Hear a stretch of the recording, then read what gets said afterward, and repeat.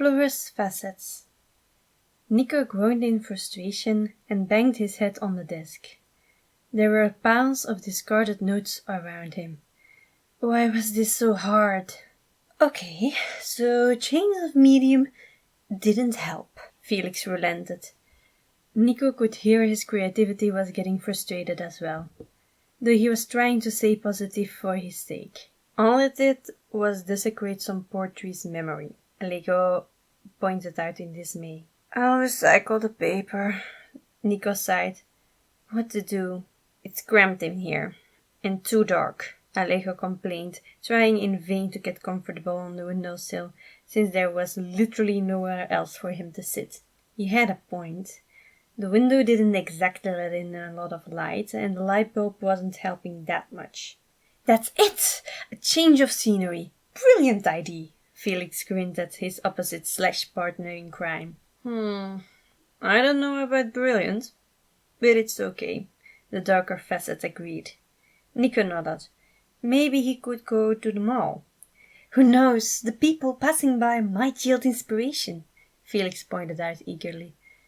But we gotta focus. No side trips, no distraction. We get there, we get inspired, we write a song, and we're out. No shopping. This song has to be done by the end of the week, or Diego is going to get mad at me for not keeping you two in check. Alejo always turned just a bit darker and scarier when he drew a line in the sand. Felix put a hand on his heart and raised his other, palm facing Alejo. I swear on my spectacular spectacles, my intense friend, no unneeded distractions. By Aphrodite's hairbrush!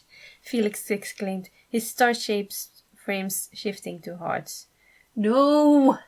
Just look! Nico had just sat down and looked up under mild encouragement from his creativity, who also covered his hormones. Well, his desire for romance and other, desires in general. Success, love, happiness, all that stuff. Right now his attention, and therefore Nico's, was drawn by a handsome stranger ordering food at one of the shops in the food court. Just look at him, he's so cute, Felix gushed, and Nico couldn't disagree. He was very handsome. He also looked rather tired. We don't have time for this. Besides, he doesn't look in the mood to be bothered anyway, Alejo argued, though Nico could hear a bit of doubt. The guy was really cute. Maybe bothering him will get him in a better mood. Let's take a chance, what do you say? We don't even know if he's gay, Felix clapped in the light, right as Alejo groaned at his accidental rhyme. No distractions, you promised, his inner edgelord insisted as the man sat himself down at the table and Nico went back to his blank screen. But love, Felix whined, can't that be the only exception? Not when we have people waiting for a new song. Maybe if we get at least an idea down, then we can think of talking to the guy, if we can find a non-creepy way to do so. Felix groaned, but relented, his frames going back to star-shaped. Very well, brainstorming time. Nico wrote down at least 100 beginnings of ideas already, but most seemed to be at least somewhat related to the cute guy sitting a few tables away. Come on, Royal Pain, you are killing me here. Maybe if I could just chance a glance at him, he might be our muse, Felix pleaded. That makes no sense. Before the argument could escalate, Nico's food arrived. He was honestly relieved. He could put the laptop away for a bit and just let his thoughts go free for a moment, hopefully not drifting towards... From the corner of his eye he could see the guy get up. Well, that didn't take long. He's coming over, Felix declared triumphantly. You don't know that. Don't get Nico's hopes up. Nico tried to focus on his food, but it was impossible not to sneak a peek as the guy passed by. Oh, he did not mind that view either. Look away before he sees, Alejo hissed. He looks so fine. He could still be a jerk or already dating someone. Or straight. Oh, come all misery business. There is nothing straight about that guy. My gaydar is on point and he is 99% gay. And if he had a boyfriend, he would be here with him, or he'd at least be in a better mood, Felix argued. 1, you do not have me convinced gaydar is a real thing. 2, there are a ton of situations where he could have a boyfriend while also being here alone and in a bad mood. Having a relationship doesn't join you at the other person's hip, and it does not get rid of all the bad things in life. Alejo had a point there. And again, we should try to work on the song. Another good point. Please, my dearest paramour, one more look. Aloha sighed. Fine, just one. And so, Nico looked up and... Oh God, eye contact, he caught you! He's looking back. Maybe he wants you to be looking at him. Is he looking at us? Maybe there is something behind us. Nico looked back. He couldn't see anything much of note. But when he looked back at the stranger, he was no longer looking at him. It was like he never even really noticed him sitting there. By the full head of Disney! Felix exclaimed. He was clearly upset. He only made morbid Disney references when he got really down. Alejo sighed a little relieved, but put a comforting hand on his friend's shoulder. It's fine. Let's finish our meal and maybe we can come up with a song idea. Then after we can try to talk to him. Would you really? Nico thought it was awesome that his creativity and his anxiety got along so well. They looked out for one another, and pulled pranks on him and the other facets. They were a terrifyingly efficient team. Of course. Now, what do you say? Felix nodded. Let's focus! And Nico got in the zone. The whole mall seemed to disappear around him, except for the food in front of him. He knew he wanted to make something about mental health. He just didn't know what aspect of it yet. Then suddenly he heard a loud crashing sound nearby. He looked up and could only just see a figure in an upturned trash can. Poor soul. Same. Alejo smirked as he returned their attention to their work. But that was actually not a bad idea. It's a metaphor for life, Felix gushed. Like how not dealing with an issue head-on can cause it to pile up, and before you know it, BAM! Disaster! Are you trying to say something about Order 96? Anyone? Nico's head snapped to the food stand and then over to the table where the mystery guy had sat earlier. No! Nico shared the musician's sentiment. The handsome stranger was gone. He left without his food, Alejo frowned. Nico got up and approached the table. Indeed, the number 96 was sitting there, abandoned and forgotten. He'd missed his chance. Now he'd never know. Would bringing him his food be an acceptable excuse to talk to him? Felix asked desperately. Yeah, sure. That's probably the only reason we can justify chasing him down. Alejo nodded nervously. So Nico claimed the food and started walking around, hoping to spot... That is at 8 o'clock! Nico's head snapped in the direction Felix had pointed out, and there he was, looking like the day had somehow gotten worse for him since Nico first noticed him. Should he... Felix looked pleadingly at Alejo, who sighed. Well, are you waiting for her with an invitation or what? At that, Nico immediately ran up to the guy. Hey, he called out, still not sure what he was going to say. When he came to a stop in front of him, he realized that first and foremost he needed to catch his breath. It took him a second, but when he did, he righted himself and gave the guy his best smile. There you are, he sighed in relief. I was afraid you'd left. And that would have blown. You almost forgot your food. He's even cuter up close, Felix sighed dreamingly. He's staring at us like we have two heads. This was a bad idea. Alejo cringed. He was staring at him kind of funny. Come on, something to talk about. He really wished the guy was wearing a bracelet or anything of note to start a conversation about, other than a bag of boiled carrots and his sad look from earlier. Brilliant! Ask about that! Show how caring you are! Well, we don't have anything better, so... You looked really upset, so I figured it might be some kind of comfort food or something. You mind kind of telling me about that? Please? Nothing happened. Still staring strangely spooked at him. Abort mission. I'm sorry, Felix, but this is not going to end well if you keep pushing, Alejo rushed. Oh, very well. Goodbye, handsome stranger, Felix allowed reluctantly. It's okay, Nico wished, shoving the bag of food towards the stranger before he could do something to embarrass himself more.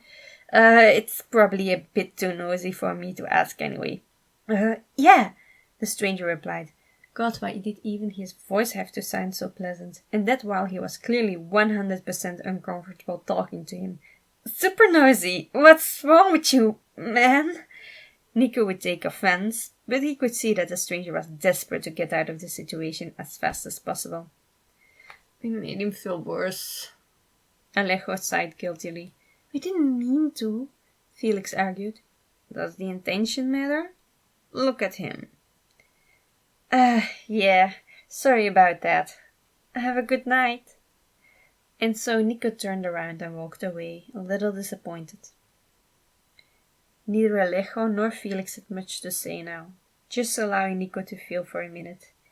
And then he heard shoes squeaking and a voice behind him. He looked around. The stranger. Did he change his mind? Felix squealed. Maybe he just realized he was kind of rude and wanted to say sorry, Alejo reasoned. Hey, he greeted the stranger expectantly. He still looked really tense. But now he was at least smiling, and it was a really cute smile. Hey, he waved before showing him the bag of carrots. Do you want this food? I don't. What? Felix and Alejo got confused, and Nico couldn't help but laugh. Why did you buy it? He asked. The stranger looked away nervously and rubbed at the back of his head as he stammered through his reply, sending Felix into a squealing frenzy. The words cute and precious and all kinds of variations could be heard. Oh, well, it's probably, maybe because I was trying to see your backpack. Nico blinked confused as Alejo was trying to figure out what was so special about it. Just ask him, he eventually hissed as the uncertainty got to him. My backpack? The stranger was still avoiding his eyes most of the time, a slight blush showing up on his cheeks. Yeah, I want to see if you had any fried beans. Nico could only half follow the stranger's explanation about not wanting to bother him because Felix was screaming and Alejo was screaming. Gay! He's so definitely gay! He wanted to know. He's interested? Oh god, this is amazing. He's so wonderful and earnest, and just look at him, he's so worried he's being weird. Which would have been amazing because I think you are really cute. And then everything went quiet. Cute. He thinks I'm cute. Don't you stand there, say something. Oh my gosh. Not that! You should have just said hi. And the shy, hopeful smile he got was just the most beautiful thing in existence. Oh yeah? Yeah, I had writer's block anyway. Alejo gave Felix a playful shove at that. Oh! What were you trying to bite? Mr...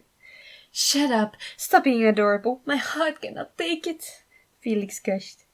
Nico laughed. Mr. Flores, very formal of you. You can call me Nico if you like. The man laughed back, still a little tense, but much more at ease than earlier. Mr. Sanders, but you can call me Thomas. Thomas, Felix repeated with a sigh, clearly halfway a plan to write an entire song just about the name alone somehow.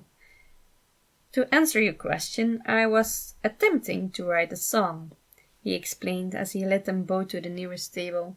He was planning on staying for quite a bit longer. Oh, I like songs. Nico smiled a little to himself. He wasn't looking at him, but he could already discern the little mental, "Are you kidding me?" Thomas was thinking to himself at that answer. Nico, or more specifically Felix, had a suspicion of what he meant. "He's an artist too!" the master writer exclaimed. "We don't know that," Alejo insisted. "What's yours about?" Ah, if only he knew the answer of that. I don't know yet. I think I like the idea of someone's life. No, not quite. Or an aspect of their life feeling like a trash bin. Thomas's face at that wasn't encouraging. But he wasn't finished explaining yet, so the idea wasn't a complete loss yet. And the waste keeps piling and piling up until it inevitably spills out into the rest of their life. He smiled at Thomas expectantly, hoping he'd like the idea at least a little. His face became deadpan though, and just as Nico started to worry, "You saw me knock over that trash can, didn't you?" "Oh my. That was you? We could have been his hero," Felix whined. He would not have liked us seeing him like that. Imagine if it were the other way around. Felix shivered and nodded in understanding. As it was, the realization that Nico didn't have a clue until now, and he had outed himself as the trash man, was clearly embarrassing enough on its own. "Oh gosh, yes, dang it," he confessed as he hid his face behind his hands. "Are you okay?" Nico asked earnestly, though he couldn't keep the amusement out of his voice or face. Thomas was laughing as well. "Nothing but a bruised ego," he assured him. Felix huffed. Nico knew that to him a bruised ego was a serious condition that should not be glossed over. But Nico kind of liked that Thomas was able to laugh at the situation already. "Sorry if my song explanation hit a little too close to home." Thomas's earnest smile melted his heart. "No, it's fine. It's true. I do tend to waste a lot of opportunities in my life." "Was that a pun?" Nico's facets asked, shocked. "Well," he smiled as he took the bag of carrots, "let's not waste this one," he suggested. Nico's head and heart were buzzing with excitement the whole rest of the day. When he came home, he threw himself on the couch. "Ah!" Felix and Alejo screamed in jubilation. "An actor and a singer," Felix gushed. "And he has good taste in music and movies," Alejo pointed out. "He did a tour with his own musical. Is he even real?" How was he so modest about it? Would it be okay to look him up? The boisterous facet wondered, phone already in hand. "Well, he said it was fine if we did, but maybe not right away." The usually restrained man was vibrating with a mix of happy and scared nerves. "I need a minute," Nico sighed dreamily. "Oh, of course, we'll be right here when you need us," Felix assured him as he and Alejo retreated to the mines to tell the others all the details they might have missed.